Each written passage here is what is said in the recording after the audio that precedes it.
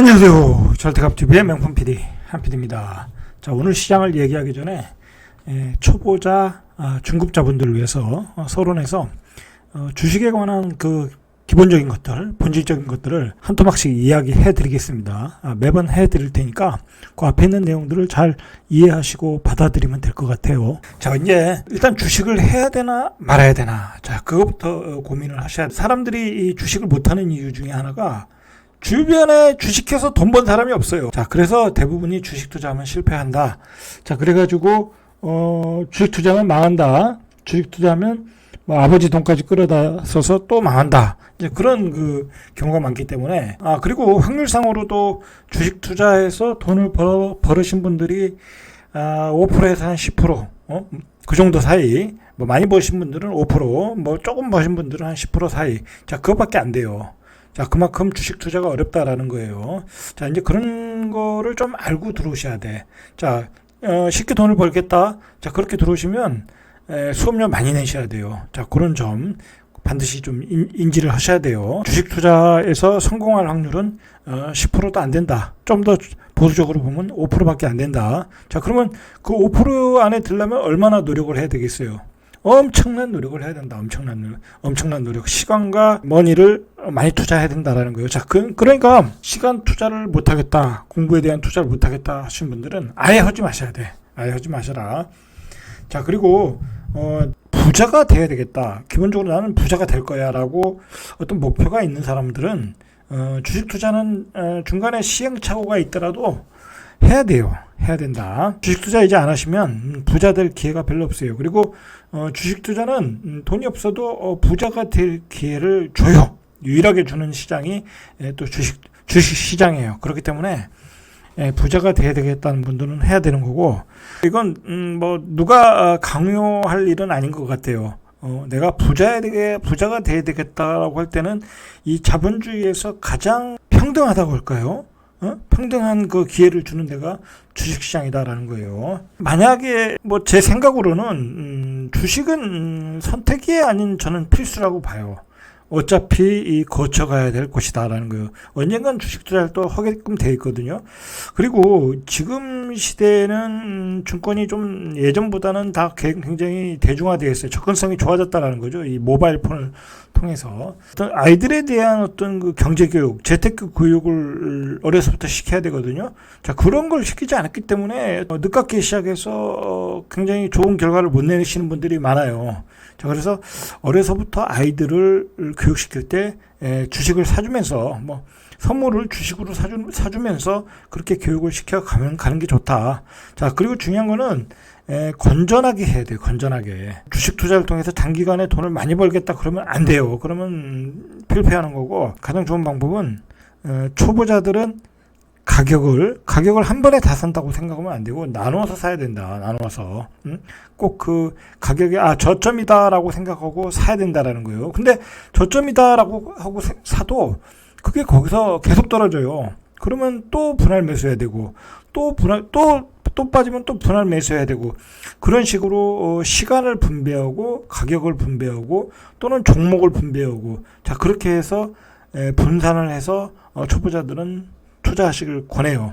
자, 그리고 반드시 투자하는 종목들은 본인이 공부를 하셔가지고 뭐 퍼가 낮다든지 PBR이 낮다든지 EPS가 뭐 올라간다든지 뭐 그런 우량주 또는 앞으로 우량주가 될 주식들을 사는 습관, 자, 그런 주식들을 꾸준히 모아나가야 된다. 그러니까 이런 식으로 투자하면 이제 어떤 현상이 일어나냐면 주가가 요즘같이 이렇게 떨어질 때는 더 기분이 좋아요. 왜냐면 내가 사고 싶은 주식을 더 싸게 살 기회를 주니까. 저도 마찬가지예요. 저도 이제 장기 계좌로 이렇게 운영하는 계좌가 있지 않습니까? 한 달에 한 번씩 오픈하는 계좌가 있어요. 자, 그 계좌에서 저번 달보다 이번 달에 더 마이너스가 났어요. 한 2% 정도 마이너스 났어요. 수익률에서. 자, 그러면 저 입장에서는 장기로 모아가는 주식이니까 얼마나 즐거워요. 돈을 계속 투입해서 사면 되니까 좋은 물건을 싸게 살 수 있잖아요. 자, 그런 습관으로 초보자들은 반드시 접근을 하셔야 돼. 뭐 대마주를 쫓아간다든지 급등주를 쫓아간다든지 어떤 리빙방에서 정보를 받아서 투자한다든지 일확천금을 노린다든지 그런 식으로 하지 마시고 중장기적으로 간다. 그래서 수익률이 100% 200% 나면 팔고 다른 종목을 또 찾고, 자, 그런 방법으로 건전하게 투자하시길 바랍니다. 자, 이 얘기는 여기까지 하고, 자, 오늘 시장을 보면 코스피가 2100까지 밀렸어요. 이게 1년 5개월 이래 계속 최저를 찍고 있는 거예요, 지금. 오늘 시장이 한 2600선까지 밀렸는데 이게 1년 5개월 이래 최저라고 그래요. 2600이 어떤 그 심리적 마지노 노선이거든요. 대부분의 전문가들이 생각하기에 2600은 깨지면 안 된다라고 하는 거예요. 그러면 2600이 깨지면 어떻게 되냐? 말 그대로 시장은 그때부터 이제 바닥이 없는 거예요. 바닥이. 자, 그때부터는 이제 투매가 나올 수 있어요. 오늘 그 33.7포인트, 1.27포인트 하락했어요. 많이 빠졌어요. 자, 근데 이제 외국인이 한 3천억 이하 정도 한 1.27이면 굉장히 많이 빠진 거예요. 외국인의 매도 어떤 규모에 비해서는 많이 빠졌다. 자, 그 얘기는 뭐예요? 시장이 굉장히 지금 취약하다라는 거예요. 자, 그 이제 외국인의 매도가 나온 건 역시 그 달러당 환율이 전날보다 1.3원 올라서 1274원. 계속 원화 가치가 떨어지니까 우리나라 경제에 대한 불안, 금리에 대한 불안, 자, 그런 거로 이제 외국인의 매도는 계속 나올 수밖에 없어요. 외국인의 뭐랄까요? 뭐 파격적인 매수는 당분간 나오기 힘들다. 매도 물량이 줄어들어서 반등할 수는 있어도 매도는 급격한 매수는 어렵다라고 봐야 될 것 같아요. 뭐 기본적으로 지금 문제가 금리 인상 인플레이션이잖아요. 그게 피크아웃을 정확히 쳤다라는 어떤 확실한 신호가 나오지 않는 한 외국인의 매도는 계속된다. 자, 코스닥은 이따 차트에서 보겠지만 860까지 밀렸어요. 지금 코스닥은 굉장히 그 아주 위험한 신호가 자꾸 나오고 있어요. 투매가 나오고 있어요. 아주 차트도 망가졌고, 그리고 기술주에 대한 거품이 나오고 있거든요. 이거 예전에 그 닷컴 버블이 아니냐라는 신호까지 나오고 있어요. 자, 어쨌든 전형적인 지금 약세장이다.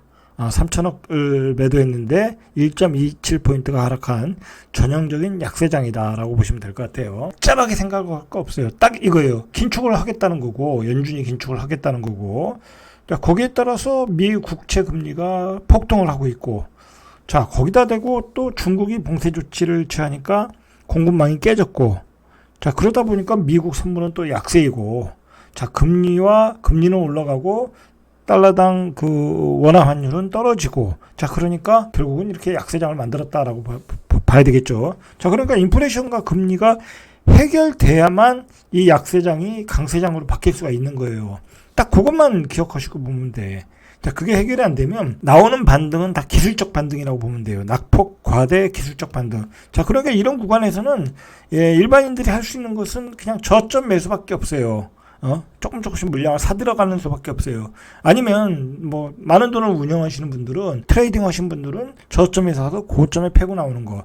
자, 그건 물론 쉽진 않아요. 선수들만 가능한 영역이에요, 그건. 지금 우리나라도 문제이지만 니케이도 많이 빠지고 있어요. 니케이도 오늘 미국의 국채 금리가 폭등을 하니까 2.53% 우리보다 더 빠졌어요. 왜 그러냐면 일본 같은 경우에 미국의 금리가 올라가면 외화 다 빠져나가거든요. 미국의 국채 금리가 금리가 비싸니까, 일본의 국채 금리는 이자가 낮으니까, 자, 그래서 일본도 빠지고 있다. 자, 이런 게 이제 우리나라 시장에 영향을 주는 거예요. 우리나라 또는 뭐 대만 뭐 그런 시장에 영향을 줘서 외국인의 자금이 다시 미국으로 빨려 들어가고 있다라는 거예요.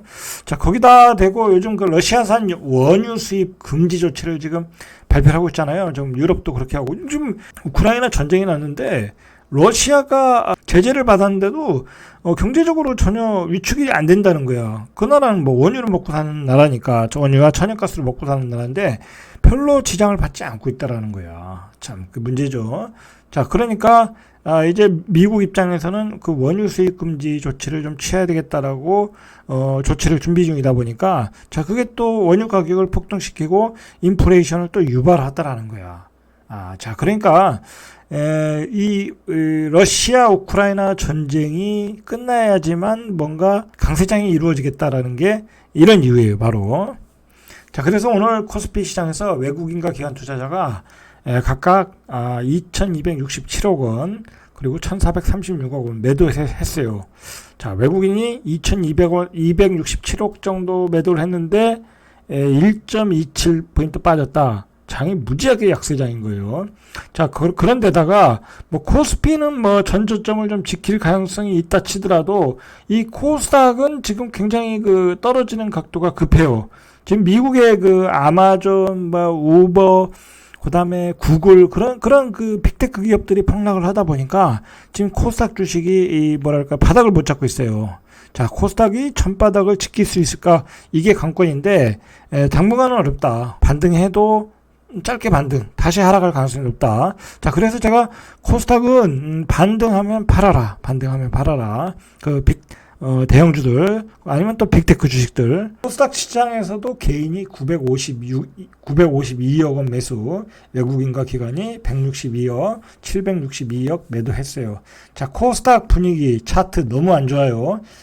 지금 세계가 기술주 거품 논란이 있기 때문에 이게 문제. 옛날에도 그 닷컴 버블 빠질 때도 기술주 거품 논란이 있으면서 닷컴 주식이 한 80% 이상 90% 빠졌잖아요. 자, 이제 그런 그 어떤 징후가 조금 보여요. 굉장히 위험한 시장이다. 그러니까 실적을 못 냈고 그냥 기대감으로 갔던 그 성장주들 있죠. 자, 그런 주식들이 굉장히 위험해요. 실적을 받쳐주는 주식은 그렇진 않겠죠. 자, 그러니까 이게 저 같은 경우에는 오늘 같은 경우에 이제 코스닥이 많이 빠지지만 제가 이제 그 사서 모으는 주식들이 있잖아요. 코스닥에서도 뭐 실적이 좋은 주식들, 제조업 이제 어업이겠죠. 자, 그런 주식들은 거의 바닥에 왔어요. 거의 바닥에 와가지고 이렇게 뭐 매물이 많이 나오지도 않아요. 가격도 많이 떨어지지 않고. 그런 주식들은 지금 뭐 어떻게 보면 사야 될 찬스죠. 어떤 이럴 때는 실적이 좋은 주식들, 앞으로도 좋아질 그런 주식들, 어떤 그 성장주가 아니라 그런 주식들은 초이스 해가지고 지금부터 사 들어가는 게 어떻게 보면 전략이에요. 지금 이제 코스피 시장에서의 어떤 상승률 1위가 뭐냐면 이런 주식이에요. 이게 시장의 성격을 보여주는 거야. 원유 가격 상승에 배팅하는 어떤 ETF 상품인데 트루 블룸버그 레버리지 WTI 원유 선물. 자, 이런 주식들이 뭐랄까요, 상승률 1위예요. 신한 인버스 2X 천연가스 선물 ETN 이런 쪽들, 원유에 관련 주식들, 천연가스에 관련된 주식들이 굉장히 상승을 많이 하고 있어요. 이건 뭐냐면 지금 시장이 우크라이나 전쟁으로 인한 그 어떤 천연가스의 어떤 인플레이션, 자, 그 문제에 집중을 하고 있다는 거야, 세계가. 지금 그 빅테크 주식들, 성장주들, 자, 그런 주식들이 이렇게 빠지고 있어요. 우리나라에서도 카카오 게임즈도, 펄어비스, 유메드, 넥슨 게임즈, 컴투스, 자, 이렇게 게임주들, 그 다음에 셀트리온, 뭐 제약주들, 삼형제가 빠지고 있는데 게임주도 어떻게 보면 그 코스닥 종목들의 어떤 그 주도주잖아요. 시장을 주도하는 어떤 테마잖아요. 이제 그 주식들이 지금 바닥을 모르고 빠지고 있어요. 바닥을 모르고. 자, 이게 언제 바닥이 될지는 저도 모르겠어요. 저도 이거 과감히 못 사고 있는데, 그냥 장중, 오늘 사서, 저점에 사서, 내일 정도 팔고, 그런 식으로 조금 대응을 하는데, 수익은 그렇게 안 나요. 이런 주식들은 지금 반등이 약하기 때문에. 그러나, 이게 바닥을 잡으면, 코스닥 바닥을 잡으면 이런 주식들이, 다음에 코스닥 반등할 때, 한번 반등 크게 나올 거 아니에요, 언젠가는. 그죠? 그럴 때 또 이런 주식들이 주도주가 될 수 있어요. 이 게임주들은 관심 있게 봐야 돼요. 왜냐면 게임주들은 수익이 잘 나잖아요. 이익이 잘 나잖아요. 그죠? 조금 이렇게 변동폭이 좀 넓을 뿐이지 이익이 잘 나는 회사들이 있어요. 그런 주식들로 이렇게 요번 시장에서 낙폭이 크게 나올 때, 완전히 바닥을 쳤다고 생각할 때 다음에 코스닥 반등은 게임주다라고 생각하고 한번 모아나가는 것도 괜찮을 것 같아요. 제 생각으로는. 그래서 골라봤어요. 자, 지금 문제가 되는 게 뭐냐면, 이제 우리 코스피 빅테크 회사 중에서는 카카오하고 이제 네이버잖아요. 이 카카오가 네이버가 계속 빠지고 있어요. 오늘은 크게 빠진 건 없어요. 하도 많이 빠져가지고 사실은 오늘도 많이 빠질 줄 알았어요, 저는. 근데 오늘 크게 빠지지 않는 거 보니까 어느 정도 저점에 왔고, 자, 밑에서 사는 세력들이 있더라는 거예요. 자, 이게 뭐냐면, 매도가 줄어든 거야. 너무 많이 빠지니까 거기다 대고 매도할 물량이 없는 거예요. 근데 밑에서 저점 매수는 있거든요. 자, 그래서 오늘 네이버도 플러스가 났고, 카카오도 뭐 거의 이 강보합 정도로 끝난 거예요. 이제 그렇게 봐야지 여기가 바닥이다라고 보시면 안 되는 거예요. 자, 그리고 이건 뭐 다시 여기서부터 크게 반등 나오는 거 아니냐? 이제 그렇게 생각할 건데, 그렇게 생각할 필요는 없어요. 다 위에 고점 매물이기 때문에 올라가면 다 매물이 쏟아져요, 또.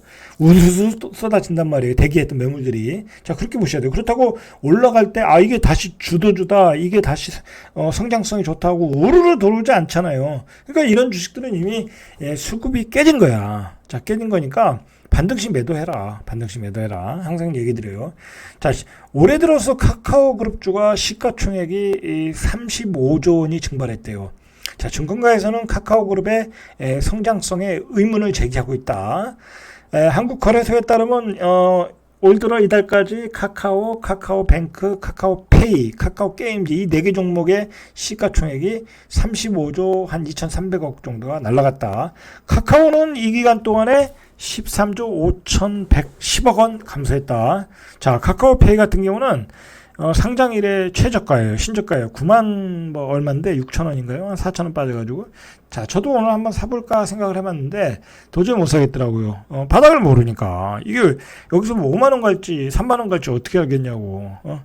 자, 중요한 거는 이럴 때 이제 중요한 건 뭐냐면 이 회사의 어떤 펀드멘탈, 그다음에 본질 가치, 실적 등을 체크하는 수밖에 없어요. 앞으로 실적이 올라갈 것 같다. 자, 그러면 이제 사도 되겠죠. 주식들이 이렇게 빠지는 거에 대해서는 장기적 성장 가능성에 대해서 의문을 제기하고 있어요. 전문가들이. 1분기 톡 비즈 광고 매출이 전분기 대비 5.6% 감소했다. 일단 매출이 감소했어요. 광고 매출이. 매출은 늘어나야 되는 거죠.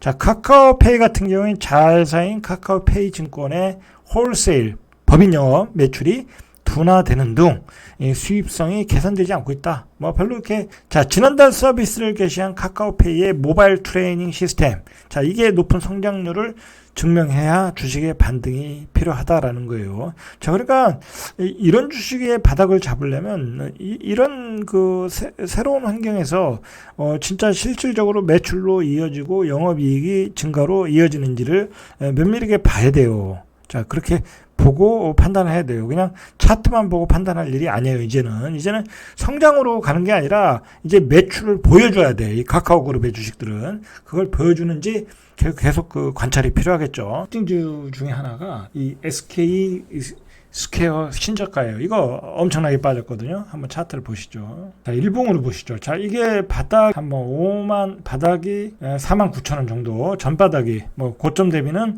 한 5만 7천 원, 뭐 5만 8천 원까지도 찍었으니까, 자, 이것도 거의 25% 빠졌죠. 45,700원. 여기서 지금 폭락을 하고 있어요.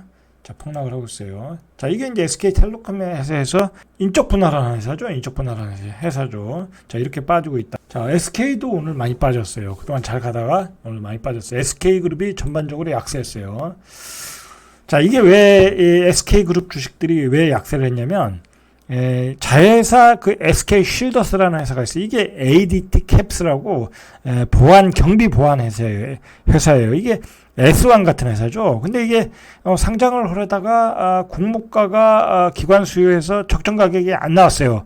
그래서 이제 상장 철회를 한 거죠. 이거 너무 차이가 나니까 한 만 원 정도, 한 30% 이상 차이가 나니까 그러면 이제 장이 좋을 때 상장을 하겠다라고 해서 철회를 했죠. 자, 철회를 하니까 이 SK 스퀘어의 어떤 자회사거든요. 투자한 회사거든요. 자, 그러니까 SK 스퀘어가 그 기대감으로 올랐다가 그 기대감으로 가야 되는데 오히려 철회를 하니까 이렇게 급락을 하고 있다라는 거예요. 그래서 45,850원을 찍었고, 그 다음에 SKI 테크놀로지 이게 다 약세야. 지금 장중 다 약세를 띄고 있어요. 자, 이게 이제 SK 쉴더스하고 원스토어 이 두 개를 상장한다고 해서 이제 어떤 기대감을 가졌는데, SK 쉴더스는 일단 철회를 했고, 여러 가지로 철회한 이유는 있어요. 그건 나중에 이제 한번 다시 기회가 되면 얘기하고, 이 원스토어는 뭐냐면 이게 그 모바일 어플리케이션이잖아요. 뭐 이게 세 개가 있잖아요. 이 구글도 있고 애플도 있고 구글 플레이 스토어와 애플 웹스토어, 그 다음에 우리나라의 SKT의 원스토어 이렇게 세 개가 있는데, 자 이제 이게 시장 점유율이 한 14% 정도. 그 다음에 지난해 매출이 한 2,142억 원 정도. 뭐 전년 대비 성장률은 좋아요. 이게 38%. 그러나 이제 투자한 비용이 있기 때문에 아직은 영업 적자, 영업 손실 규모가 뭐 지난해 한 58억 정도, 뭐 그렇게 크진 않고 앞으로 성장 가능한 주식이다라고 하는데, 자 일단은 이 원스토어 회사에서는 뭐라고 그랬냐면 무조건 상장하겠다, 자신감이 있다라는 거죠. 이게 수요 조사에서도 제 적정 가격을 받을 것이다, 설령 못 받더라도 조금 차이가 나도 이건 무조건 상장하겠다라는 이야기예요. 자, 그 얘기는 뭐냐면 SK 실더스를 상장하려다가 자기들이 가격이 안 맞는다고 철회해가지고 SK 주식들이 다 작살났잖아요. 그죠? 몇 조를 날렸잖아요. 그럴 바에는 빨리 상장을 하는 게 낫다라고 판단한 것 같아요. 어쨌든 이걸 상장을 한다라는 거예요.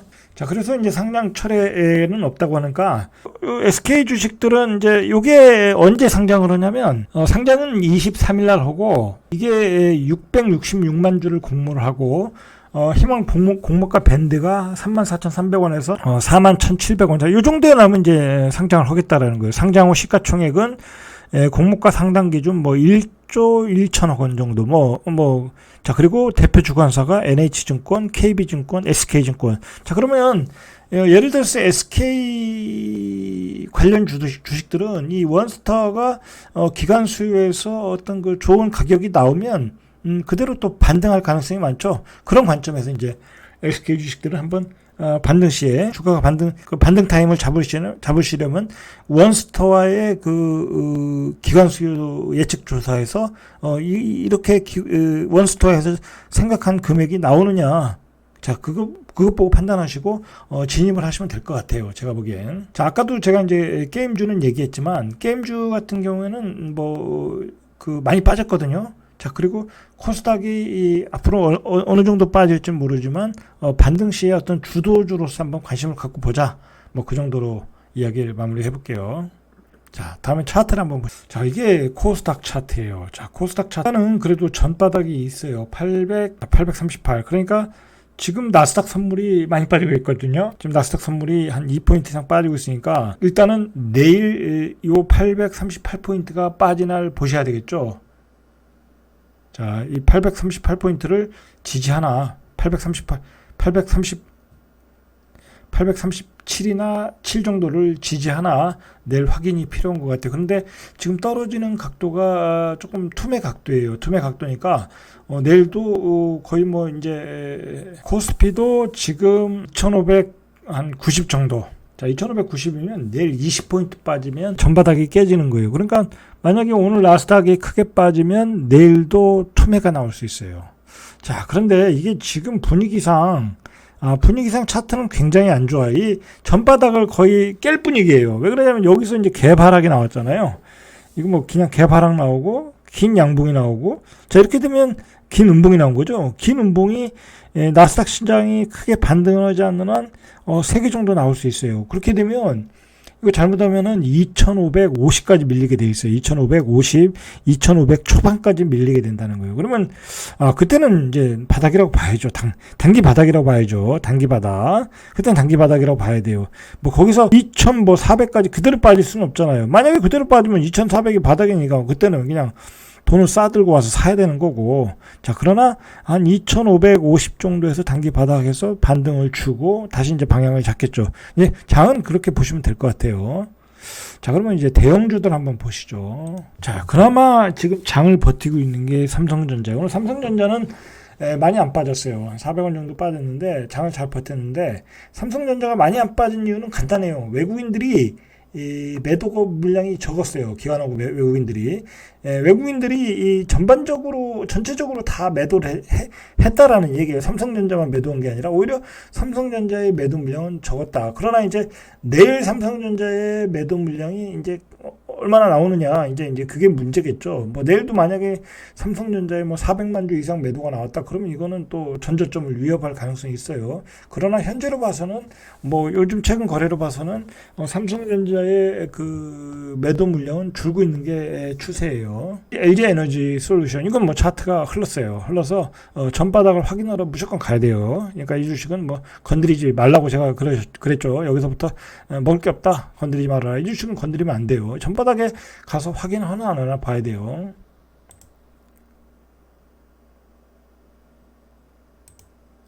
자, 그 다음에 네이버를 보시죠. 네이버를 보면 바닥을 지지했어요. 일단은 양봉이 좀 큰 게 하나 나왔어요. 그리고 뭐 외국인도 좀 샀고.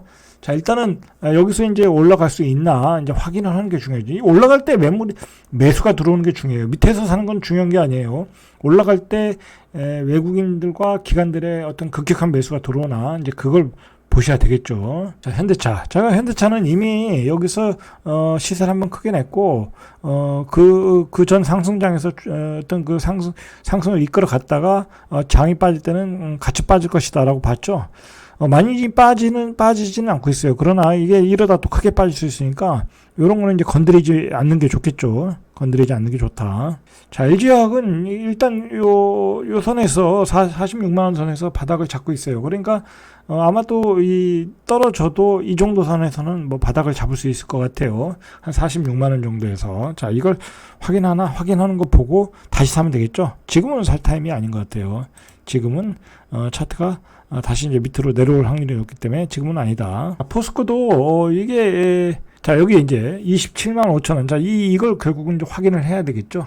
자, 이게 확인이 되는지 한번 보셔야 돼요. 많이 올랐다가 지금 깊게 조정을 주고 있어요. 그래서 전바닥이 왔어요, 거의. 자, 이 전바닥을 깨는지 안 깨는지도 이것도 관건이에요. 자, 이거 전바닥 깨면 또 이것도 바닥이 없는 거예요. 자, 마찬가지로 지금 120주 선에서 지지를 간신히 하고 있어요. 그러니까 내일 같은 경우에 전바닥을 깨는지 종가 기준으로 그걸 확인하시면 될 것 같아요. 자, 그거 안 깨고 오면 이제 갈 수 있다라는 거죠. 반등이 나올 수 있겠죠. 자, 제가 전 시간에서 이야기했듯이 이 나스닥 월봉을 보면 답이 안 나와요. 왜냐면 여기서부터 여기 최소한 여기서부터 여기까지 너무 급격하게 올라갔기 때문에 여기서 여기 오른 건 그렇다 치더라도 여기서부터 여기까지 오른 거는 뭐 거의 버블 구간이다라고 막 논쟁이 붙으면서 올라간 거라 지금 거의 다 빠졌거든요. 자, 그런데 이제 바닥이 안 보이는 거예요. 이제 자, 기술적 거품론이 이런 배경으로 나오는 거예요. 이렇게 급등한 것으로. 그래서 무서운 거예요. 주식시장이. 자, 이미 주봉은 또 흘렀어요. 여기서 지지하고 올라갔어야 되는데 이미 주봉은 흘러버렸어요. 자, 일봉을 보시죠. 나스닥 일봉을 보면, 자, 나스닥의 일봉이 여기서 바닥이 깨졌어요. 자, 그렇게 되면 이것도 역시 오늘 이제 그나마 오늘 지지가 가능한 선이 한 11,800포인트, 11,800포인트가 오늘 깨지는지, 이번 주에 깨지는지, 이제 그것밖에 기다릴 게 없어요. 여기서 이제 지지선을 잡을 수밖에 없으니까. 자, 여기 지지선이면 이게 언제예요? 사실, 코비드가 터지고 나서, 6,300에서, 많이 올랐네요. 거의 뭐 2.7배, 8배 올랐네요. 그런 상황이다 보니까, 최악의 경우, 뭐, 10,000포인트까지도 생각을 해야 되는, 10,000포인트까지도 생각하는 어떤 급락장이 나올 수도 있겠다. 뭐, 그런 또 불안감이 또 드네요. 보다 보니까. 자, 정리하겠습니다. 지금 굉장히 시장이 불안하고 앞으로도 이제 인플레이션이 해결이 될 기미도 없고 금리는 계속 올려야 되는 상황이고 시장이 쉽질 않아요. 자, 시장이 쉽질 않으니까 뭐랄까요? 뭐 주식이 위에 고점에서 물리신 분들은 뭐 어쩔 수 없는 거고 그냥 가져가셔야 되는 거고 이제 뭐 중요한 거는 이제 뭐랄까요? 바닥이다라고 쉽게 이렇게 물타기를 많이 하시면 안 될 것 같아요. 많이 하지 마시고. 그리고 지금은 트레이딩 하시는 분들은 이렇게 물리면 바로바로 나오셔야 돼. 거기서 또 손절매 타임 놓쳐가지고 크게 손절을 해야 되는 상황이 나오니까 조금 손해보면 내 생각대로 반등이 안 나왔다 하면 바로바로 나오시는 게 좋을 것 같고, 그리고 얘기했듯이 초보자들은 그냥 조금씩 모아가시는 분들은 이렇게 30포인트, 20포인트 빠지는 날마다 종가로 그냥 조금씩 자기가 매수를 생각했던 계획했던 주식들을 조금씩 사 모으시면 될 것 같아요. 뭐 그런 식으로 대응하셔야 될 것 같아요. 그리고 지금 트레이닝 구간으로는 굉장히 어렵다. 그러니까 트레이닝도 지금은 뭐 큰 돈을 가지고 막 하시면 안 돼. 지금은 트레이닝 하더라도 분할 매수하셔야 돼. 오늘은 내 돈에 한 10%만 넣고, 그래서 내일 또 빠지면 또 집어넣고, 뭐 그러다 보면 또 반등이 한번 나오거든요. 그래서 한번 또 털고 나오고, 뭐 그런 식으로 이렇게 운영을 하셔야 돼. 지금은, 이 찬스다? 이게 바닥이다 하고 그냥 몰빵하고 막 그러시면 안 돼요. 자, 오늘은 여기까지. 이상 절대값 TV의 명품 PD, 한 PD였습니다.